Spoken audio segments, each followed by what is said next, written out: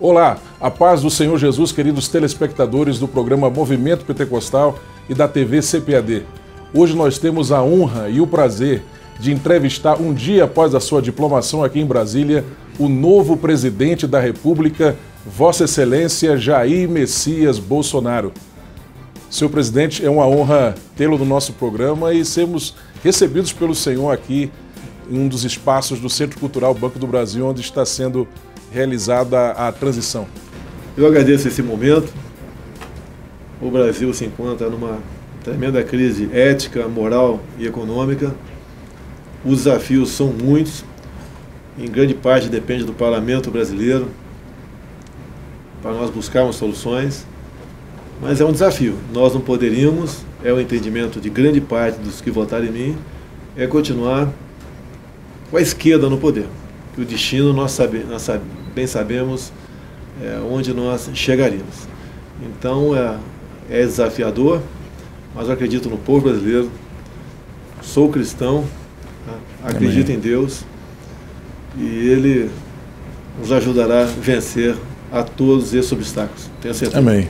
E por falar de obstáculos, durante muito tempo se dizia no Brasil que para alguém ser eleito presidente era necessário ter um partido muito forte ou fazer alianças partidárias com partidos muito significativos, fortes, ter tempo de TV, fazer alguns acordos preliminares ali, negociando cargos e ministérios para garantir apoio durante a campanha, manter um discurso politicamente correto. E o senhor venceu essa eleição não só não fazendo nada disso, mas também superando essa campanha constante, negativa e explícita da maioria esmagadora da mídia, da maioria do mainstream midiático brasileiro contra o senhor. E mais ainda, além de vencer a eleição com 10 milhões de votos à frente do candidato do PT, o senhor também pegou o PSL, aquele partido pequeno, e transformou nessa potência política que hoje é e que tem tudo para ser o maior partido na Câmara nessas negociações entre legislatura, né? A que o senhor deve essa vitória surpreendente? Primeiro, parte da mídia continua fazendo o mesmo trabalho, né? Fixo numa matéria e a partir dali não tem negociação com eles. Mas sabia que isso ia continuar acontecendo. No tocante às eleições, eu usei um versículo bíblico para que servisse, né, de bandeira por ocasião da nossa campanha, aquele João 8,32. Sim. Né, que nós precisamos de verdade. É igual um relacionamento. Quando um homem começa a mentir para a mulher mentir para o homem, acabou o casamento. Uhum. Né? E nós temos que ter um casamento bastante sólido com o povo brasileiro. No início da campanha, inclusive a pré-campanha, uma repórter conhecida falou que eu não chegaria sem mentir. Eu falei, então não chegarei. É muito simples. Porque o que nós propusemos ao longo do mandato é fazer algo diferente. Esse diferente não é uma invenção. É algo que realmente fosse aplicado para o futuro governo dar a devida satisfação que a sociedade precisa. É porque quem vai governar não vai ser eu. Eu vou ser apenas uma pessoa que vou estar no comando, é como um maestro, né? E o pessoal ali tem que tocar aquela música. E a música é a verdade. E para eu poder atender, por exemplo, no ramo da ciência e tecnologia, eu não posso ter alguém com indicação política. Tem alguém que tem que ser formado, que tem um curso superior. No caso, o Marcos Pontes, que fez o ITA, é o nosso astronauta, é um elemento que estava na NASA até pouco tempo, é da inovação, da pesquisa, do desenvolvimento. Então é isso que nós precisava lá, para podermos sonharmos com patentes, com novos inventos, e temos tecnologia, que um país sem tecnologia está condenado a ser escravo dos que tem. E o nosso ministério foi formado dessa maneira. Alguns dizem que eu vou ter dificuldade para governar porque não negociei. Olha, eu posso não ter a fórmula do sucesso, mas sei qual é a do fracasso. É fazer exatamente o que os outros vinham fazendo até o momento. Acabaram as eleições, eles iam lá para um canto qualquer do palácio, lá do Grande do Torto, lá do Palácio do Governo, e repartir os ministérios, bem como bancos oficiais e estatais. E a resposta está aí, né? Ineficiência do Estado e corrupção. Então, propusemos fazer diferente. Concluímos agora a indicação dos 22 ministros, não pude ficar em 15, tive que fazer 22, e o Brasil está pronto para mudar o seu eixo a partir de janeiro. Agora, dependemos sim do Parlamento brasileiro. Eu peço que Deus ilumine os parlamentares e eles entendam que nós estamos no mesmo barco. Se eu fracassar, vai fracassar o Brasil, e quem voltará, eu acho que todos os políticos sabem qual partido voltará para estar à frente do destino do Brasil. E o destino será o pior possível, como nós tínhamos a sinalização dos últimos 13 anos. Presidente, logo que saiu a confirmação da sua vitória, no mesmo dia, o senhor fez uma live no Facebook em que o senhor tinha sobre a mesa, à sua direita, se não me falha a memória, a Constituição Federal, um exemplar de uma autobiografia do Winston Churchill, um dos maiores estadistas de todos os tempos, seguramente o maior estadista do século XX. À sua esquerda, um exemplar de uma obra de um apoiador seu de primeira hora, o filósofo Olavo de Carvalho, que é um dos responsáveis pelo ressurgimento da direita no Brasil, do surgimento de uma nova direita, e no centro em destaque a Bíblia Sagrada, que naquele momento, naquela ocasião, o senhor classificou como sendo a caixa de ferramentas de Deus para a transformação do homem e da mulher. Eu gostaria que o senhor falasse sobre a importância dos valores e princípios bíblicos para a sua vida, né? E como isso vai afetar de alguma forma a sua maneira de governar o país. Quem me falou pela primeira vez caixa de ferramentas foi um pastor. Eu não inventei aquilo, foi um pastor. Olha, você tem um problema, você busca aqui que você acha a solução para ele. A minha esposa é evangélica. Então, o que eu vejo na Bíblia? É a humildade, é você procurar parcerias, né, para poder bem governar, é você saber que você é mortal. Sim. Porque geralmente muita gente pensa que é mortal. Verdade. É comum acontecer isso, né? Eu vi que não era, principalmente aquela facada que tomei lá em Juiz de Fora, né? Eu só não queria deixar a minha filha órfã, né? E a ideia de colocar aquilo, lógico, foi colocado, não estava espalhado na mesa. É dar um recado, o que nós seguimos, né? E eu costumo dizer, né, o meu slogan de campanha, Brasil acima de tudo, Deus acima de todos. Esse é o nosso sentimento, essa é a mensagem que a gente quer passar. O Estado é laico, mas eu sou cristão. Sim. Eu não vou negar isso daí. Muita coisa vai ser voltada de acordo com os meus princípios, valores. A questão, por exemplo, lá, ideologia de gênero, né? A gente vai acabar com essa história lá via Ministério da Educação. Escola, lugar de criança, ser instruída e não ser doutrinada ou estimulada precocemente para o sexo. Quem ensina sexo é papai ou mamãe. Então o recado que estava dando naquela mesa ali era isso daí. Quem nós seguimos? O Olavo de Carvalho, uma pessoa também que já foi de esquerda, né? E depois entendeu a realidade dos povos, né? Para onde estávamos indo, e há muito tempo acordou para isso. É uma pessoa que faz com que muitos jovens, em especial no Brasil, entendam o que é esquerda, o que é a direita, o que é o PT, o que para onde estavam nos levando, né? O que é que aconteceu? Por que a Venezuela chegou àquela situação? Porque Cuba, em 59, né, quando foi feita ali a tomada de Cuba pelos guerrilheiros lá do Fidel Castro, Cuba era um país próspero, exemplar, e acusavam, uma das fortes acusações contra Cuba, que ele era um prostíbulo dos Estados Unidos. Então ia acabar com a prostituição. Hoje em dia, as informações que nós temos, né, a prostituição corre solta e por R$5 se faz um programa em Cuba, tendo em vista o estado de miséria que se encontra a população. Então, o exemplo que eu quis dar, um sinalizador, foi isso aí. Amém. E, por falar do seu slogan de campanha, conta-se que ele surgiu quando o senhor participou de uma marcha para Jesus, eu acho que foi no ano de 2014, se não me falha a memória, e aí o senhor teve a oportunidade de dar uma palavra para aquela multidão lá em São Paulo. E aí, na hora, saiu de improviso, Brasil acima de tudo, Deus acima de tudo. Como é que foi isso? Eu estava aqui em Brasília, era um palco foi colocado na esplanada. Foi naquele evento que fizeram durante a semana, né? E tinha ali me lembro, sim. uns 40 deputados, pelo menos, presentes. E daí, 3 iam falar, né? Daí apontaram para mim, eu não sou evangélico, não sou pastor. Não, vai falar você. Eu fiquei numa banana. O que eu vou falar para tinha umas 30 mil pessoas? E foi de repente. Eu dei o recado, falei. E no final, né? Esse Brasil acima de tudo é do Exército Brasileiro. Eu citei isso, mas tem que complementar como? Eu falei, Deus acima de todos. Foi naquele momento, né? Tem uns 4 anos realmente, que apareceu É isso daí, parece que pegou. Pegou na Brasil todo, pegou. Deu certo. Até ontem, por ocasião da minha diplomação, a senhora Rosa Weber, presidindo o Tribunal Superior Eleitoral, né, falou: pela coligação, Brasil acima de tudo, Deus acima de todos.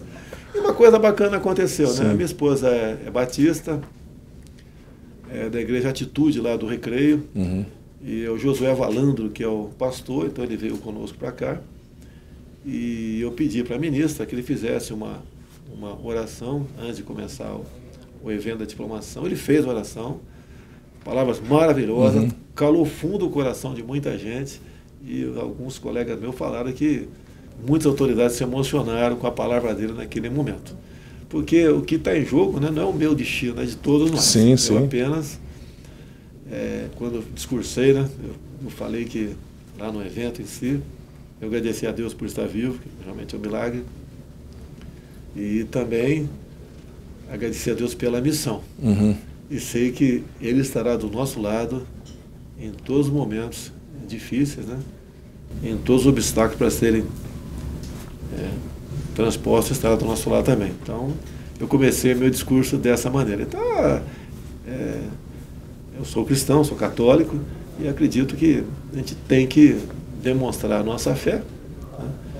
E mostrar realmente que nós aqui somos humildes para atingirmos nossos objetivos. Amém. O senhor foi o primeiro candidato a presidente e único, na verdade, primeiro e único, né, que declarou que, se eleito, transferiria a embaixada do Brasil em Israel para a capital Jerusalém, que é uma reivindicação dos evangélicos já há muito tempo, não só por questões bíblicas, mas por questões de justiça, de coerência, enfim. E depois de eleito, o senhor confirmou essa posição e recebeu algumas críticas de algumas pessoas, de alguns setores, que têm falado que isso poderia afetar negativamente as negociações do Brasil, os negócios do Brasil com países islâmicos. Inclusive, eu acredito que ontem ainda a Liga Árabe mandou uma carta para o senhor falando sobre a sua preocupação com essa decisão. Gostaria que o senhor falasse sobre como é que o senhor vê isso, qual a sua resposta a essas críticas, e se o senhor e o chanceler Ernesto Araújo já têm também estudado a possibilidade de avolumar os negócios do Brasil com outros países, para que o Brasil também não fique refém nessas situações, né? Olha, eu falei isso durante a campanha, sim. Estava aqui em Anápolis, quando houve o decreto do Trump nesse sentido. Conversei já com o embaixador de Israel sobre isso aí, conversei com o Ernesto Araújo. Alguns países estão realmente ameaçando o boicote à nossa economia, caso isso se concretize, e nós estamos conversando a melhor maneira de decidir essa questão. Até porque Jerusalém tem duas partes. Né? Tem uma parte que não está em litígio. Sim. E o que eu tenho falado, quem decide vai ser a capital do seu país é o seu estado, o seu país, não sou eu. Vamos supor que o Brasil não tivesse negócio com Israel, vamos supor. Hoje em dia, a gente ia abrir a embaixada lá, abriria onde? Tel Aviv ou Israel? Essa é a mensagem que eu estou dando. E tenho dito, aqui no Brasil, temos todos os tipos de povos aqui dentro, vivemos em perfeita harmonia. Tá? E eu não vejo nada demais essa mudança de capital. Não temos, por exemplo, nós não temos nada contra o povo palestino, temos contra o governo. Se é que eu posso falar governo, que não é um país. Tá? Então, o que nós queremos aqui é respeitar a autonomia de todos os países, os árabes, não árabes, todos. E cada país tem a sua política. Nós não vamos interferir militarmente em lugar nenhum, nem sonhamos com isso, nem temos, né, como fazer isso, não queremos brigar com ninguém. Agora queremos respeitar a ideia de todos. Então isso está sendo tratado para nós decidirmos da melhor maneira possível essa questão. O senhor sempre tem dito que sua esposa, que é evangélica, a Michele, e a sua filha Laura têm sido um grande apoio e inspiração para a sua vida. Eu gostaria que o senhor falasse sobre elas duas e também qual o papel que a primeira-dama vai ter em seu governo, qual a área em que ela vai trabalhar. Como é que vai ser isso? Olha, eu tive 4 filhos homens. Há uma diferença enorme quando vem uma mulher. Porque filho homem, às vezes você solta um palavrão, um cascudo, um pé do ouvido, né?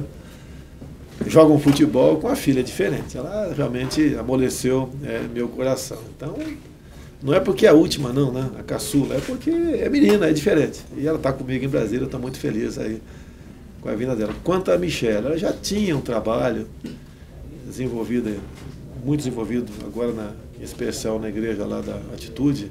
Quando ela na DVEC também tinha um trabalho nesse sentido, tratando com surdos. Né? E ela quer continuar nessa área. Agora está um acúmulo de pessoas portadores de necessidades especiais que querem o apoio dela. Agora ela não pode achar que pode resolver todos esses problemas, porque ela se tiver uma função não remunerada, não pode ter uma equipe do lado dela. E, então ela tem essa dificuldade, eu tenho conversado com ela, se ela quiser abraçar todas as questões, ela não vai conseguir atender a todos. Então ela tem que ter uma função quase que de presidente, tá certo? Ligar diretamente com a Damares, que é a nossa ministra aí da família e da mulher, tá certo? Para ela colaborar junto com a Damares nessa questão. No meu entender, ela vai encerrar com a Damares, ela gosta muito da Damares, ela ficou muito feliz com a indicação dela para essa área, até pela sua história de vida, e acredito que ela vai nessa linha, buscar aí ajudar os que necessitam. Senhor presidente, uma pergunta agora um pouco mais íntima, mas se o senhor puder responder, com certeza vai ser algo enriquecedor. Quando o senhor sofreu aquele terrível atentado lá em Juiz de Fora, a nação brasileira, em especial a nação evangélica, orou intensamente pelo senhor. E o senhor é um homem de fé, um homem temente a Deus. E a gente gostaria de saber se, de repente, naqueles momentos difíceis em que o senhor estava lá hospitalizado, o senhor teve alguma experiência com Deus, o senhor sentiu a presença de Deus com o senhor lá, e se o senhor teve também a oportunidade de conversar com Deus sobre a sua vida e sobre essa missão que Deus está dando ao senhor, o futuro do Brasil. Olha, pelas mãos de homens e mulheres, né, eu fui salvo lá na Santa Casa de Juiz de Fora. 6 dias depois, eu fui submetido a uma nova cirurgia. E começou às 9 da noite e acabou às 5 da manhã. E os médicos foram unânimes, dizendo que foi um milagre eu estar vivo. Eu lembro do episódio em si, quando ele veio a pancada, parecia que tinha levado uma bolada, né? Estou peladeiro, uma bolada de salão no estômago. Eu acalmava a minha equipe. Não, só foi uma pancada superficial, e eu vi o corte na barriga. Só que o que acontece? A nossa cavidade abdominal, né, ela, como o próprio nome disse aqui, tem muitos espaços vazios, né? E a hemorragia toda era interna. E segundo os médicos, por 3 milímetros eu não tive a facada, não foi fatal. Foi um negócio inacreditável, não pegou estômago, não pegou fígado, entrou 20 centímetros e o cara bateu e rodou. Foi um profissional. Até 2014 ele estava filiado ao PSOL. No mesmo dia, alguém na Câmara tentou entrar com o nome dele. Ou seja, se ele consegue fugir do tumulto, o Ali Perfeito estava em Brasília. Então lá, eu lembro que o pessoal botou no carro, no máximo 20 minutos, cheguei ao hospital, dei sorte. Tinha uma equipe lá que estava reunida para outro assunto, né, mas estava lá reunida. O médico tomou uma decisão de me cortar imediatamente, independente de outros exames, outros exames, né, preliminares. Ele botou tudo para fora, aqui tá, em Juiz de Fora, porque a facada rompeu em 3 locais no intestino fino e um no grosso. Eu tinha, meia hora eu tinha almoçado, tá? Então espalhou fezes e comida, alimentos por toda a cavidade abdominal. E uma infecção ali era 99% uma infecção. Graças a Deus não ocorreu. Amém. E ao falarem que foi um milagre, né? Eu lembro que cheguei na Santa Casa e vi quando começaram ali mexer na minha camisa, toquei, daí eu apaguei. Acordei no dia seguinte, entrando num avião UTI para São Paulo. E na minha frente tinha um cara na minha frente, né? Quase a minha idade, eu olhava para a cara dele, olhava para a minha cara. Né? Eu sabia que estava sendo transportado. Quem é esse cara? Né? E eu lembro que ele disse para mim, que perguntou, tá doendo? Ele disse que eu respondi não. Quer um analgésico? Ele disse que eu respondi sim. Então, tá vendo a formação militar isso daí.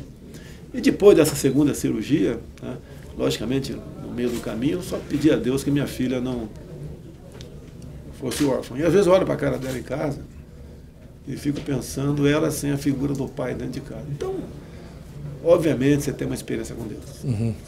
Você não foge disso.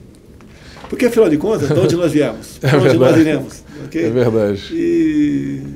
A nossa perspectiva não é só terrena, tem algo que transcende, vai além disso, a gente tem que Então, isso aí é da pensar nossa nisso. vida. Eu até costumo dizer, né, quando nós, todos aqui na Terra, entendemos que iremos para... Temos um destino eterno. O nosso destino aqui na Terra é o mesmo. Eu vou cheirar a mesma coisa que você. Tá certo? A gente muda o Brasil, Sim. a gente muda o mundo. Tá? E tem que perseguir esse objetivo. Muitos criticam a bancada evangélica aqui. Eu falo o seguinte, ó, pode ter seus defeitos, mas se botar numa balança, tem muito mais virtude. E eu tenho falado da bancada evangélica. Né? O senhor, aliás, foi um grande parceiro e amigo da bancada evangélica durante muito tempo. Eu sempre lutando pelos valores da família. Sim. Quando a questão do tal do kit gay, né? Sim. O nome pode ser até inapropriado, em 2010 descoberto, foi por mim, em novembro de 2010, e não houve uma reação imediata, porque tinha acabado as eleições, né? Metade do parlamento não reeleito, outra metade cansada da eleição, e a partir de março do ano seguinte a bancada evangélica entrou nessa questão e foi mostrado para o Brasil todo qual era o plano do governo de momento desgastar ainda mais a família nessa questão, uma covardia, fazer com que criancinha a partir de 6 anos de idade tivesse acesso a filmes pornográficos homoafetivos, tá certo? Cartazes e livros dizendo que a nossa vida é uma construção social. Não interessa se você nasceu com apêndice ou, né, com órgão genital feminino, não interessa. Você vai decidir se vai ser uma mulher no futuro. Isso é um absurdo, uma maneira de você esculhambar com a família. Quando você tem um problema, você procura teu pai, tua mãe, teu filho, teu irmão, teu avô. Quando você acaba com isso aí, você vai procurar o Estado, você já se transformou num militante. Que a gente vê por aí pessoas que você vê, o cara está curtindo férias assim, em Paris e está defendendo o socialismo. Então eu até não culpo o cara, porque ele teve a mente lavada naquele sentido. Foi doutrinado desde muito tempo. Doutrinado para aquilo, é militância, né? E eu tenho até pena, né? O nosso futuro ministro da Educação, o Vélez, né? Ele vai ter muito problema lá. Porque tem que desaparelhar. E tem pessoas que, alguns são com má fé lá, outros que acham que estão fazendo a coisa certa agindo daquela maneira. Mas a gente acredita, é uma missão. Você pode ver a minha vida, eu perdi a liberdade de tomar água de coco na praia, de caminhar, ir lá na feira, lá perto de casa, até mesmo andar no condomínio, pode ter o sniper me esperando no canto qualquer. Mas a causa é justa. Eu tenho falado para quem acha que eu me meti numa fria. Olha, se fosse qualquer um dos outros dois, segundo ou terceiro colocado, como é que estaria a vida de todos nós? Que esperança nós teríamos no tocante a isso? Com essa aproximação deles enorme com a Venezuela, com Cuba, a vice do Haddad ligada com a Coreia do Norte, onde é que nós chegaríamos? Você pode ver, o PT investiu 13 anos em educação, dobrou o gasto com a educação, mas a qualidade do ensino caiu. Despencou, realmente. O grande problema que tem pela frente também, nós temos aí em torno de 2 milhões de jovens que são matriculados nas escolas do MST, chamados Sem Terrinha. Eles não cantam o hino nacional, cantam o Internacional Socialista. Não, elas têm uma bandeira verde e amarela, elas têm uma bandeira vermelha. E essa garotada é militante do futuro. Okay? Eu até digo, né? No pré-64, tínhamos um problema sério e agora o problema continua aí.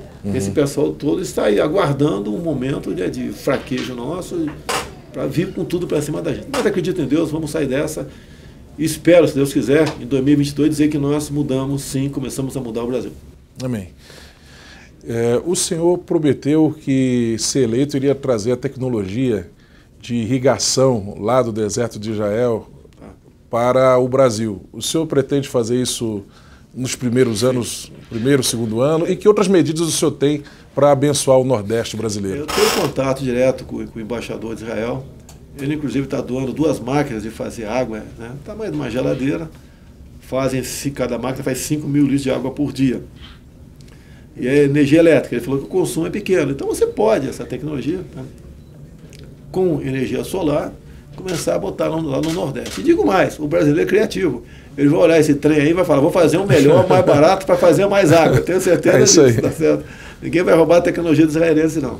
Então, conheci um pouquinho da agricultura, da piscicultura do israelense, e eles querem realmente ser nossos parceiros aqui no Brasil, né? E acredito que nós temos também muito a oferecer a eles, e queremos tirar o nordestino da escravidão, daquele coronelismo lá do sertão, onde ele depende do carro-pipa, depende de uma cisterna, depende de alguém, em algumas vezes mal intencionado ao outro lado. Queremos dar essa liberdade ao povo nordestino. Ok. Presidente, encerrando essa entrevista, gostaria que o senhor se dirigisse agora à nação evangélica, em especial aos assembleanos do Brasil que votaram em peso no senhor para presidente. Que palavra o senhor traz para todo esse povo que orou, inclusive, pelo senhor e continua orando pelo sucesso do seu governo? Eu agradeço a confiança de vocês, o apoio, as orações. Vocês acreditaram em mim e nossa proposta, nós temos um compromisso. E, se Deus quiser, honraremos esse compromisso. Tudo faremos para mudar a vida do cidadão brasileiro. Tenho Deus no coração, não é da boca para fora. Tá? O meu nome é Messias, ele é uma família... naquele meu tempo eram católicos, né, que eram muito mais ativos aqui no Brasil. E uma gestação bastante complicada, minha mãe resolveu botar o nome Messias em mim. Então nós queremos, sim, a todos, não é só apenas evangélico, a todos no Brasil, tá? A oportunidade de cada um ganhar o seu pão com o suor do próprio corpo. Queremos jogar pesado na questão da insegurança do Brasil, queremos fazer comércio com o mundo todo sem um viés ideológico, né? Queremos fazer com que tenhamos turismo de verdade no Brasil, que é a forma mais rápida de você arranjar emprego. Para isso você depende de infraestrutura e depende de segurança. Mas estamos mais que bem intencionados. Estamos agora sim com uma equipe de 22 pessoas, ministros, que estão imbuídos com essa ideia. E todos eles sabem, né, que a vida particular deles também se aproxima de uma semelhante à minha. Não vamos ter muita paz pela frente, mas nós por 4 anos estaremos servindo a pátria e servindo a Deus. Então, muito obrigado a todos vocês pelas orações e pela confiança. E continuaremos juntos até 2022, com toda certeza. Amém. Amém. Que Deus continue abençoando o senhor, sua família, essa missão tremenda que Deus tem dado ao senhor, que tenhamos um governo abençoado, até porque se o seu governo for abençoado, o Brasil todo será abençoado, e é um dever que a Bíblia coloca para todo cristão de orar pelas autoridades constituídas. E a gente ora até com mais prazer quando a gente sabe que está à frente do governo da nossa nação uma pessoa que é temente a Deus e é honesta e tem princípios e valores. E nós precisamos da bancada evangélica para aperfeiçoar nossos projetos, para que eles apresentem bons projetos, para que a gente possa apoiar e juntos construirmos então o Brasil que nós merecemos. Amém. Obrigado, presidente. Deus abençoe. E até o nosso próximo encontro. Um abraço a todos.